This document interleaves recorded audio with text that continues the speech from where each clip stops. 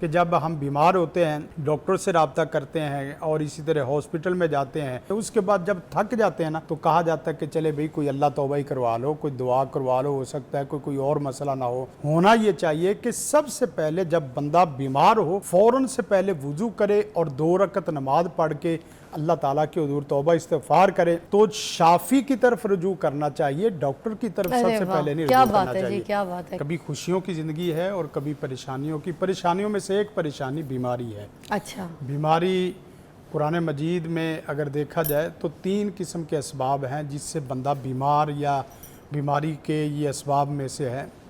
ایک تو یہ ہے وَمَا أَصَابَكُم مِّن مُّصِيبَةٍ فَبِمَا كَسَبَتْ أَيْدِيكُمْ، جتنے بھی انسان کو تکلیفیں اور پریشانیاں اور بیماریاں آتی ہیں یہ انسان کے اپنے ہاتھوں کی کمائی ہے یا اس کی کمزوریاں ہیں یا اس کے گناہ ہیں یا اس کی کوتاہیاں اور سستیاں ہیں جس کی وجہ سے قرآن مجید وَمَا أَصَابَكُم مِّن مُّصِيبَةٍ فَبِمَا كَسَبَتْ أَيْدِيكُمْ۔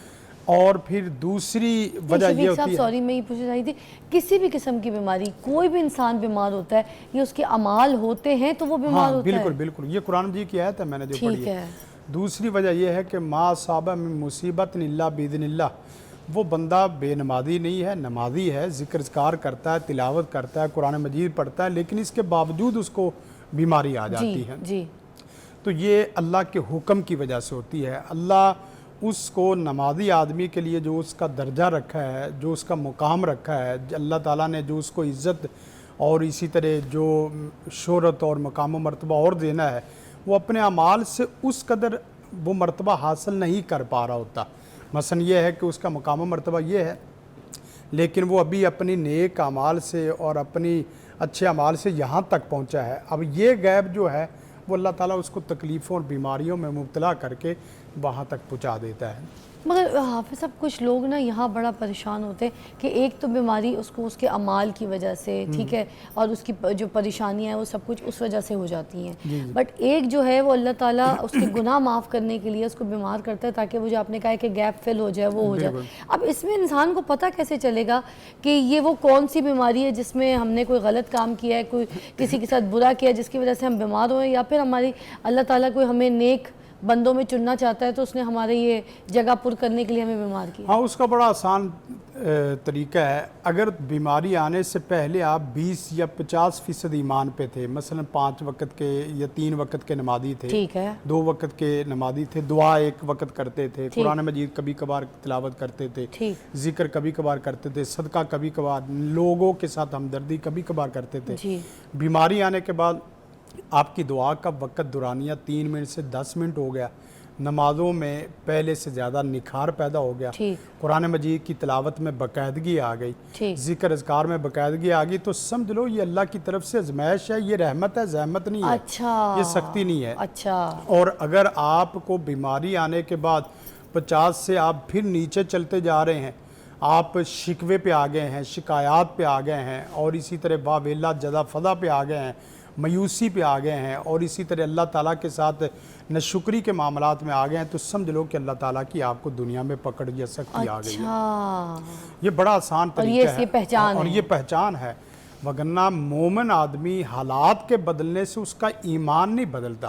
دیکھیں میری خوشی میں بھی ایمان بڑھتا ہے، میری غمی میں میری خوشی سے زیادہ ایمان بڑھتا ہے، میرے عام حالات میں بھی ایمان بڑھتا ہے، اور میرے پریشان کن حالات میں میرا پہلے سے زیادہ اللہ پہ اعتماد ہوتا ہے۔ حتیٰ کہ یہ ہے بس اوقات بیمار کو سارا جہان چھوڑ جاتا ہے، اس کے رشتہ دار چھوڑ جاتے ہیں، پھر اس کے دل میں ایک طمع اور بھروسہ اور اعتماد ایک ذات اس کے اوپر ہوتا ہے، مجھے میرا سارا جہان بھی چھوڑ جائے میرا رب مجھے نہیں چھوڑ سکتا۔ اور جس وقت اس ایمان اور یقین کے ساتھ اللہ سے وہ خلوت میں بیٹھ کے دعائیں کرتا ہے، خلوت میں بیٹھ کے آنسو بہاتا ہے اور دل میں آرزویں اور تمنائیں وہ اللہ کے سامنے پیش کرتا ہے، تو یقین کریں یہ وہ مقام ہے جس مقام تک اصل اللہ تعالیٰ اس کو لانا چاہ رہا تھا۔ اور فرمایا وَمَن یُؤْمِن بِاللَّہِ، جو آدمی مصیبت میں اللہ پہ ایمان کو، اللہ پہ اعتماد کو، اللہ پر توکل کو مضبوط کر لیتا ہے تو یہدی قلبہ، اس کا پیچھے والا بھی سارا نقصان پورا کر دیتا ہے اور آگے ہدایت بھی دیتا ہے، بیماری سے 12 باذن اللہ واللہ کے حکم سے بالکل شفا یاب بھی ہو جاتا ہے ماشاءاللہ۔ اچھا کن کن بیماریوں کا جو ہے علاج ہے قرآن پاک میں؟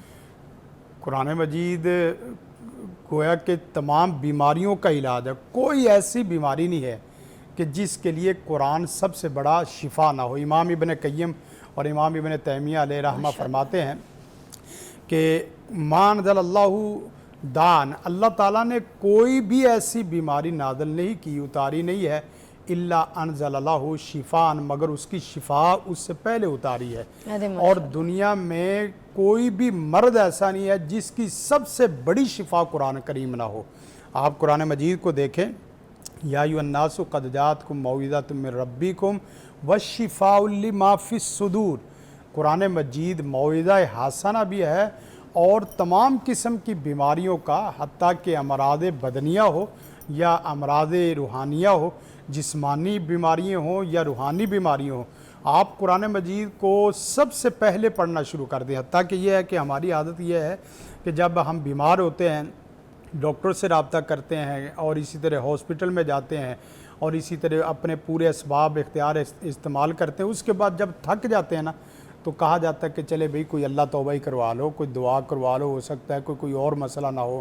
ہونا یہ چاہیے کہ سب سے پہلے جب بندہ بیمار ہو فوراً سے پہلے وضو کرے اور 2 رکعت نماز پڑھ کے اللہ تعالیٰ کے حضور توبہ استغفار کرے، تو شافی کی طرف رجوع کرنا چاہیے، ڈاکٹر کی طرف سب سے پہلے نہیں رجوع کرنا چاہیے۔ کیا بات ہے، کیا بات ہے۔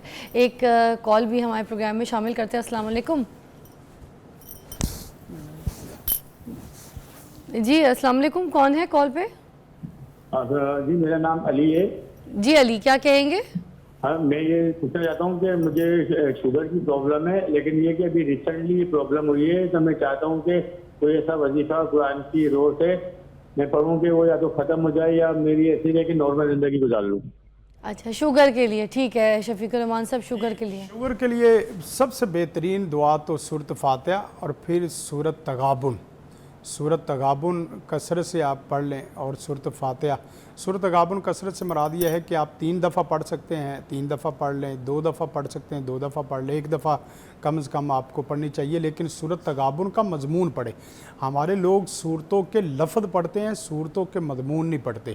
اچھا، مطلب جو ہم جو پڑھ معنی رہے ہیں ہے اس کا اردو کا بھی ہمیں پتہ ہونا چاہیے۔ اس کا اردو ترجمہ ایک دفعہ ہمیں قرآن مجید سے دیکھ لینا چاہیے، اور بہترین ترجمہ عبدالسلام بھٹوی صاحب کا اور اسی طرح مفسر قرآن حافظ صلاح الدین یوسف صاحب، ان کا وہ ترجمہ ہے جو پورے حرم میں باقاعدہ تمام حاجیوں کو تقسیم کیا گیا اچھا ماشاءاللہ، ہاں، یعنی اللہ تعالیٰ نے ان کو ایسی مقبولیت دی۔ اگر کوئی سادہ آدمی ترجمہ پڑھنا چاہتا ہے تو سب سے بہترین ترجمہ یہ جوناگڑھی اور حافظ صلاح الدین یوسف صاحب والا معانی القرآن بھی ان کا ایک ہے، وہ پڑھ لے، اور اسی طرح عبدالسلام بھٹوی صاحب ان کی تفسیر بہت زبردست ہے۔ آپ یہ ترجمہ پڑھ کے سورۃ تغابن کا، اور سورۃ فاتحہ تو ہے ہی شفا۔ کیا بات ہے، ماشاءاللہ جی۔ ایک بریک لیں گے، بریک کے بعد دوبارہ جوائن کرتے ہیں آپ کو۔ آج ہم صرف کالز لیں گے اور آپ کی کالز کے اوپر ہی ہم یہاں پر جواب دیں گے۔ حافظ شفیق الرحمان ہمارے ساتھ تشریف فرما ہے۔ جس کو اگر کوئی بیماری کے خطرات ہیں یا بیماری ہے یا کسی ایسی بیماری میں سفر کر رہا ہے تو پلیز کال کیجئے، we are here for you. Take up.